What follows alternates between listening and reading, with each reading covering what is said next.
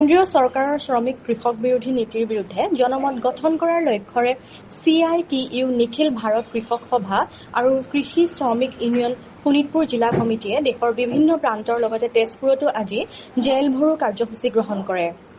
অসমৰ বানপানী সমস্যাক ৰাষ্ট্ৰীয় সমস্যা হিচাপে ঘোষণা কৰা, নতুন শ্ৰম কোড বৰ্জন কৰা আদি কেইবাটাও সমস্যাৰ দাবীত উত্তাল প্ৰতিবাদ সাব্যস্ত কৰে।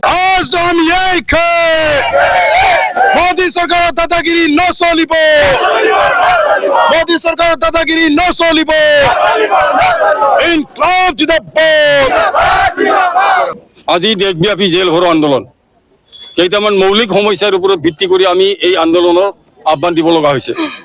কেন্দ্ৰৰ নৰেন্দ্ৰ মোদী চৰকাৰে কৃষকসকলৰ সমস্যা একো সমাধান কৰিব পৰা নাই। পৰিকল্পিতভাৱে কৃষকৰ মাটি কাঢ়ি নিয়াৰ কাৰণে তেওঁলোকে আইন প্ৰণয়ন কৰিছে। শ্ৰমিকসকলক কামৰ নিৰাপত্তা তেওঁলোকে দিব পৰা নাই। যুৱ ছাত্ৰৰ শিক্ষাৰ সমস্যা সমাধান কৰিব পৰা নাই। বৰঞ্চ ছাত্ৰ ছাত্ৰীসকলে শিক্ষাৰ সমস্যা সমাধান কৰাৰ কাৰণে যি সংগ্ৰাম সংগঠিত কৰিলে, সেই ছাত্ৰ ছাত্ৰীসকলক জালিয়ানৱালাবাগৰ হত্যাকাণ্ডৰ দৰে এই ধৰণে বিভৎস আক্ৰমণ কৰিছে এই মোদী চৰকাৰে। আজি জেল ভৰো আন্দোলন আৰু এই আন্দোলনক আমাৰ গোটেই দেশ জুৰি এই আন্দোলন চলি আছে। আমাৰ জীয়াই থকা সংগ্ৰামৰ এই আন্দোলন আৰু এই আন্দোলনক তীব্ৰতৰ কৰাৰ কাৰণে আমি আহ্বান জনাইছো।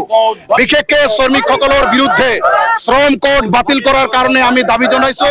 26,000 টকা ন্যূনতম মজুৰি দিয়াৰ কাৰণে আমি দাবী জনাইছো। আঁচনিভুক্ত কৰ্মচাৰীক চৰকাৰী মৰ্যাদা দিয়া আৰু তেওঁলোকক মাননিক মজুৰি দিয়াৰ কাৰণে আৰু অসমৰ বানপানী সমস্যা ৰাষ্ট্ৰীয় সমস্যা হিচাপে গণ্য কৰি তাক মৰ্যাদা দিয়াৰ কাৰণে আমি দাবী জনাইছো। আৰু সদ্যহতে যি এতিয়ালৈকে নৰেন্দ্ৰ মোদী চৰকাৰে অসমৰ বানপানী সমস্যাক লৈ এটাও মাত মাতা নাই, এটা পেকেজ পইচা তেওঁলোকে ঘোষণা কৰা নাই। গতিকে ইয়াক আমি ধিক্কাৰ জনাইছো যে এই মোদী চৰকাৰ সম্পূৰ্ণৰূপে অসম বিৰোধী বিজেপি চৰকাৰ হয় আৰু তেওঁলোকৰ যে অসম বিৰোধী চিন্তাধাৰা আছে এই বানপানীত আমি প্ৰমাণ হল। গতিকে এই চৰকাৰক আমি তীব্ৰভাৱে আমি গৰিহণা জনাইছো আৰু ইয়াৰ কাৰণে শ্ৰমিক কৃষক ছাত্ৰ যুৱক ৰাজপথত মোদী চৰকাৰ হুঁচিয়াৰ এই শ্লোগানটো আমি ৰেঞ্জ কৰিছো।